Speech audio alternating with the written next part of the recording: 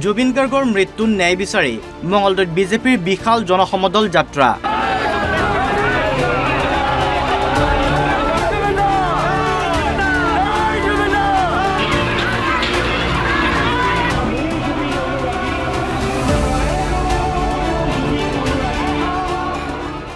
আমাৰ জুবিন প্ৰাণৰ জুবিন ধ্বনিৰে মঙলদৈ ভাবাৰঘাটৰ পৰা বিদ্যাপীঠ হাইস্কুল খেলপথাৰলৈ উলিয়ালে ন্যায় যাত্ৰা।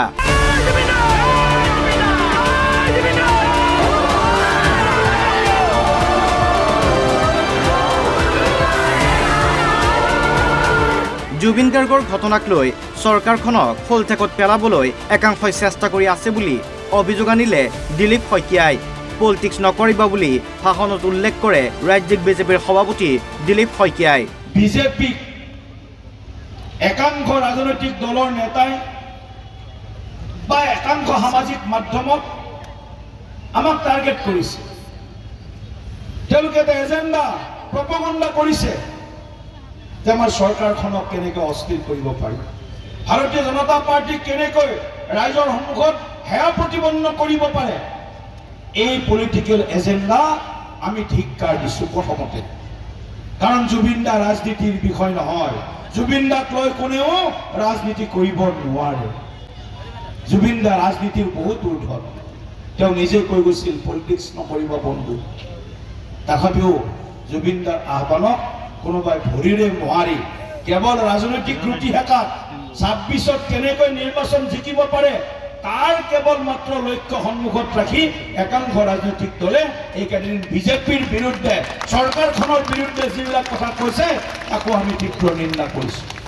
জুবিন গাৰ্গ যে নাই সেই কথা এতিয়াও মানি ল'ব পৰা নাই অসমবাসীয়ে।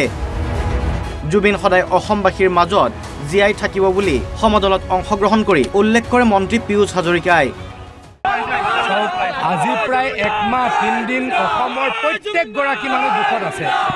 প্ৰত্যেকগৰাকী মানুহ আমি কষ্টত আছোঁ। আমি সকলোৱে জুবিন প্ৰেমী, আমি সকলোৱে জুবিন দাৰ গান শুনি ডাঙৰ হৈছোঁ। গতিকে জুবিন দা আমাৰ মাজত নাই আমি ভাবিব নোৱাৰোঁ। জুবিন দা আমাৰ মাজত সদায় থাকিব, তাৰ কাৰণে আমি প্ৰত্যেকজন অসমীয়াই নিশ্চিতভাৱে ব্যৱস্থা গ্ৰহণ কৰিম।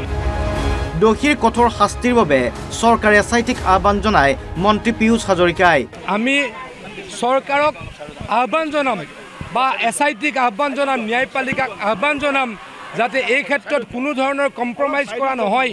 দোষীয়ে কঠোৰ শাস্তি পাওক আৰু জুবিন দাই তথা অসমৰ ৰাইজে ন্যায় পাওক, এয়া আমাৰ দাবী। আৰু সেইকাৰণে আজি বিজেপিৰ কাৰ্যকৰ্তাসকলে ন্যায়পালিকাক আহ্বান জনাবলৈ, এছআইটিক আহ্বান জনাবলৈ, চৰকাৰক আহ্বান জনাবলৈ এইদৰে আমি অৱস্থান গ্ৰহণ কৰিছোঁ। জুবিনৰ মৃত্যুত ন্যায় বিচাৰি বিজেপিয়ে ৰাজ্যজুৰি আৰম্ভ কৰিছে মই জুবিন অনুৰাগী আমিও জুবিন অনুৰাগী কাৰ্যসূচী।